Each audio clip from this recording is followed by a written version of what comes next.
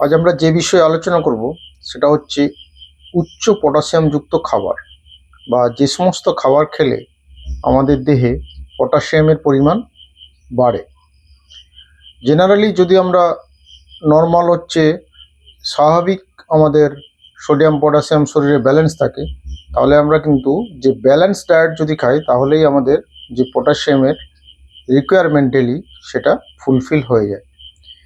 কিন্তু কিছু কিছু ক্ষেত্রে ধরুন আপনি ক্রনিক্যালি ডায়োরেটিক বা পেচ্ছাপ হওয়ার কোনো ওষুধ খাচ্ছেন, যেগুলো পটাশিয়াম স্পেয়ারিং ডায়োরেটিক্স নয়, অথবা ওল্ড এজ পিপুল যারা ঠিকঠাক খাবার খেতে পারছে না, অথবা কোনো সেপসিস বা ইনফেকশন জাতীয় যদি কিছু হয়ে যায়, তখন আমাদের দেহে পটাশিয়ামের অভাব হয়।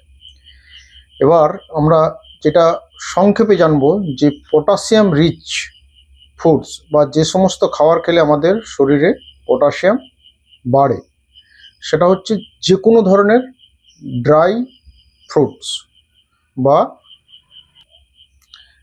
ধরুন কাজু, কিশমিশ, ওয়ালনাটস, যে কোনো ধরনের সিডস, বিভিন্ন রকম যে আমরা সিডস পাই, সানফ্লাওয়ার সিডস, অন্যান্য সিডস যেগুলো ড্রায়েড সিডস আমরা খাই, সেগুলোতে কিন্তু প্রচুর পরিমাণে পটাশিয়াম থাকে। এবং অ্যাপ্রিকট ফলে কিন্তু পটাশিয়াম হাই অ্যামাউন্ট থাকে। নেক্সট যেটা আমরা আলোচনা করব সেটা হচ্ছে যে ট্রি ফ্রুইটস, যেমন আপেল, অরেঞ্জ এবং ব্যানানা। কলা কিন্তু পটাশিয়ামের ভালো সোর্স একটা। আর একটু দামি ফল কিন্তু অ্যাভোকাডোতে কিন্তু প্রচুর পটাশিয়াম পাওয়া যায়। তাহলে avocado, apple, orange and banana. Then আমরা যেগুলো লিফি গ্রিন ভেজিটেবলস খাই, সাচ ইজ স্পিনাচ, ক্যালে বা সিলভার বিট, এইগুলো। আর আমাদের ফ্রুইটসের মধ্যে যেগুলো ভিনে ফ্রুইটস, যেমন টমেটো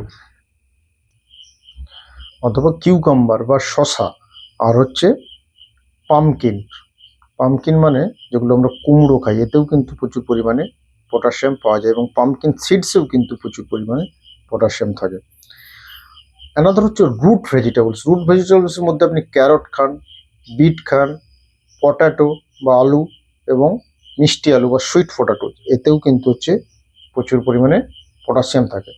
আর লেগুমস। লেগুমসের মধ্যে বিনস, যেগুলো বিনস খায় বা মটরশুঁটি খায়।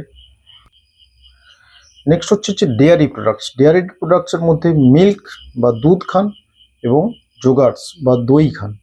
দই খেলে মিল্ক, যোগার্ট বা দই যদি আপনি খান, এখান থেকে কিন্তু প্রচুর পরিমাণে পটাশিয়াম পেতে পারেন।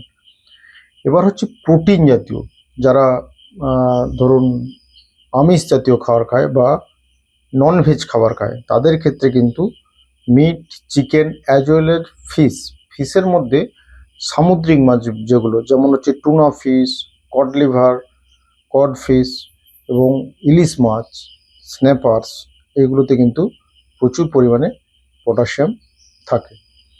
এবার এইসব পটাশিয়াম রিচ ফুডস যাদের ধরুন কিডনি খারাপ আছে, তাদের কিন্তু অ্যাভয়েড করতে হয়। তাহলে কারা খাবে? যারা ক্রনিক্যালি ডায়োরেটিক্স ইউজ করছে বা পেচ্ছাপের ওষুধ খাচ্ছে, তাদের ক্ষেত্রে দেখা যাচ্ছে যে পটাশিয়াম তাদের শর্ট হচ্ছে শরীরে। তাদের ক্ষেত্রে কিন্তু পটাশিয়াম সাপ্লিমেন্ট অত্যন্ত জরুরি।